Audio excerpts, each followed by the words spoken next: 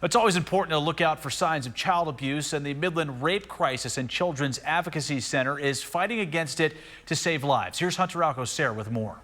According to MRCCAC Education Coordinator Haley Cano, child abuse can take multiple forms like physical abuse, sexual abuse, neglect, and even medical abuse.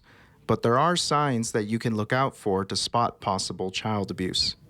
Some physical signs would be maybe children that look unclean. Some behavioral signs would be, if a child has regressed. A lot of the times teachers that spend more one-on-one time with the child can tell if they've had different behavioral changes, or if you're just in public, maybe a child that seemingly doesn't want to go home with a certain parent or something like that could be a sign. There are those that would rather not get involved in situations dealing with child abuse, but Cano says that Texas law is pretty clear on the responsibilities of the average person on reporting abuse.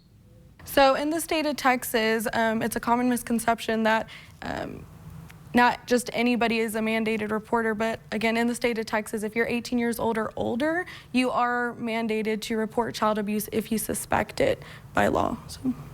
So where do you go to voice your concerns about potential child abuse?